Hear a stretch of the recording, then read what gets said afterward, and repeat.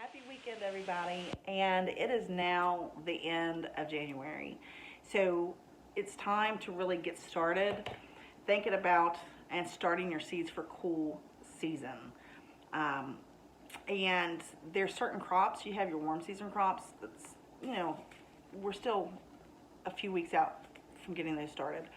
But in my area, which is zone 7A, our last frost date is the middle of April. So some of these crops can actually, be overwintered that I'm going to be going over today.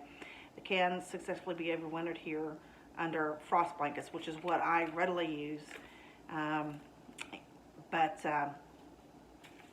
let's go ahead and get started on these. I'll go over it. I'm just kind of rambling. All right, so one of the things that I'm going to be starting, well, let me just go ahead and go over my cool season. And I have a lot. So I'm going to go over first my brassicas. And this is cabbage, obviously. I believe that's Stonehead. Stonehead, which I got from Hoss Tools. Next one is the early round Dutch cabbage. Imperial broccoli. And the thing about this with Hoss Tools, I know that I'm kind of having a squirrel moment here, but I've been watching their videos on Row by Row channel, on their YouTube channel, Row by Row. Or is that their Facebook group? Anyways, I've been watching their YouTube channels for a while. And there's several video gardeners that I watch, but I started selecting and watching their stuff in particular because they're deep south, and even though I'm here in central West Virginia, I found over the years that my weather, as far as the heat and humidity in summertime, is very comparable to the deep south. The humidity is unbelievable. The heat, we regularly get up to close to 100 and over 100, and that doesn't include the heat index. But our summers, we're in the 90s pretty regularly. So one of the challenges that I started having was issues with disease, with primarily tomatoes. So I started watching their stuff, and I found that I'm looking at, I needed to find some vegetables that could really stand up to the heat and humidity of our summers. So that's kind of, the tangent that I was going on was just about their vegetables and why I'm choosing theirs. I haven't grown any of their seeds yet, but I've been an avid watcher of their channel for a while. So again, I've gone over the cabbage. I'm also going to try the brassicas. This is Lacinato Kale.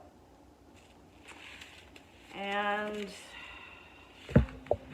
this is going to be an experiment. A lot of these things are experiments this year with Kohlrabi from Baker Creek. I really like Baker Creek seeds. A lot of the things that I grow are heirlooms. I am, however, starting to try some open-pollinated, not open-pollinated, hybrid varieties, specifically because just to see how they basically deal with our heat and diseases that we have in the summertime. And our springs, we just, again, this is why I prefer looking and watching videos and following folks that are deep south. Our springtime temperatures, we may have a couple weeks of typical springtime weather, which is 50s and 60s, and then all of a sudden it's summer. So we have a very short spring here, and when you're talking about cool weather vegetables, especially your brassicas, they're biennial, meaning that the first year they would normally grow their leafy greens, and then the second year they shoot up a stalk and they produce seed. So the heat is what makes them do that, is the seed production. And once they do that, it's ruined. So if your cabbage will split and it'll shoot up a seed stalk, and you can't use it at that point in time. Your broccoli, your flowers, your broccoli heads will start to flower if it gets too hot, too quick. So there's a lot of intricacies involved in growing some of these cool season vegetables here in our area. And I'm trying to get a jump on these because I do implement using frost blankets.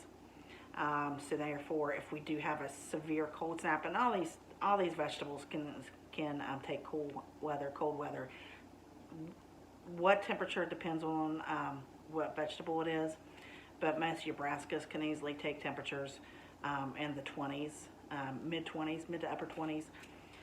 Your broccoli heads, if they've already started actually forming a head, the plant itself, the plant can easily deal with mid to low 20s, but once that head starts forming, it's really susceptible to frost damage, and that's when, if it gets a heavy frost, it's going to kill it basically. It's the end of January now, just for an example, because I do use frost blankets. I've got broccoli out in my garden now that's covered, and it's got a head on it, about that big. It's still growing.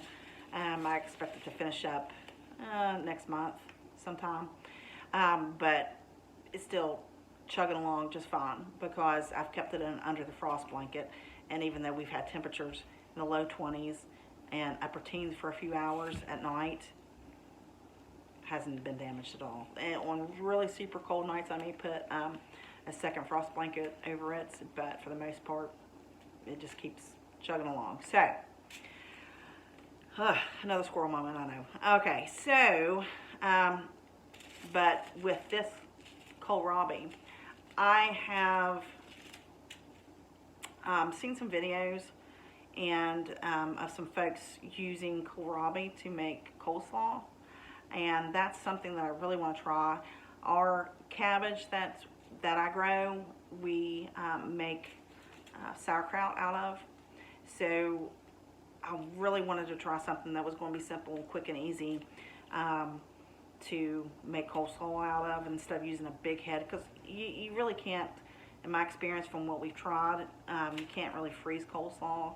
So if you make a big batch of it for hot dogs or what have you, you got to use it quick. And I'm looking for long-term storage, food preservation for most of the things that I grow. And of course you don't want a canned coleslaw either. That would be, at least from what I've seen so far. If you guys have any recipes or have tried different things, please comment below. Let me know. I'm all about experimenting and trying new ways to preserve food and new recipes. So I appreciate the feedback. Okay, so moving on. We did the kohlrabi. This is the giant red mustard, again from Baker's Creek. And this was, as you can see right there, is a free seed pack that they sent me. And I tried it, just grew a few. And a lot of these things I'm growing, I just grow a few of just as an experiment to see if I really like it and if my family's going to eat it. And if so, I'll keep it in their rotation. But this has been phenomenal. It's very peppery, and anything red, any cool season vegetable, including like your lettuces, that are red or dark in color, they typically can hold up to the extreme weather in our region anyways, uncovered. I've had this little plants of this I put out in November and have not covered them, and they are surviving just fine up in the garden, and it's really surprised me. But apparently it has something to do with their dark color of their leaves. They're able to basically, I guess, absorb more heat from the sun when it does come out, and it's a protective factor, I suppose. But just generally speaking, from everything I've read and I've seen, your red vegetables can take the heat a lot easier. At the same point in time, anything that's red in color, that's a cool season crop, they're going to bolt. They're going to, meaning that they're going to go to flower and be unusable a lot sooner in the spring than your regular green leafy vegetables. Okay, so I'm going to be growing some of these, and what I'm growing these for is not primarily to eat, but for the mustard seed. I want to try them, harvest them. I had a lot of problems due to COVID. I believe everybody was canning and we were trying to make pickles. And we had a hard time finding mustard seed. So I'm saving the seed from these, from some of the plants that I planted this past fall. But the ones that I'm going to be growing and putting out soon, I'm putting out for nematode control. I have an issue in some of my beds with root knot nematode. It's not real bad, but I've noticed okra, which is real susceptible to root knot nematode. Last year I had a couple plants that had it, and mustard, when you grow it, there's all kinds of different varieties, and you till it into the soil, which I don't dig, but I would definitely, you know, take a weed eater to it and then turn over the soil and basically dig it in, if you will. When they break down, it helps, the chemicals that they release from breaking down helps to basically kill your root knot nematode. It's not a cure-all, but it's definitely, it helps with the suppression of the levels, supposedly, from everything I've read. Never tried it. I'm going to try it this year. They're really pretty plants, and I'm looking for organic, natural methods to control root knot nematode. So hopefully that'll work. We'll see. The next one I'm going to grow just a couple of, just to see if my family will eat them, is Collards. And these are Georgia Southern Creole Collards. Again, this is one of the crops that can take super, super cold temperatures. Mustards can. And I'm just going to grow a couple for the spring, and if we really like them, I'm going to grow them in the fall, just to overwinter unprotected. But we'll see how we like them. Okay, and again, this is a brassica. Anything, just as an FYI, in the brassica family, when you chop them up and turn them over in the soil, as they break down, they do help with the root knot nematode. Just some of the vegetables, the brassicas, the varieties, if you will, they're better at it. They have more of that chemical that they release, and mustard is one of the top ones. Okay, so moving on from my brassicas, I've got lettuce. Again, from Baker Creek, and this is Buttercrunch lettuce. Absolutely love this one. And another one of my favorites from Baker Creek is Rocky Top lettuce blend. Love it, love it, love it. And for the most part, lettuce, except in July and August, here in our area, you can pretty much grow lettuce year round. As long as you grow it in the summer. If you try to grow it in the summertime, there's different types that I'll go over to in a later video that are more heat resistant, that you can grow in the summertime here, but it needs to be shaded by some of your other vegetables, but that's another video. Okay, so lettuce and peas.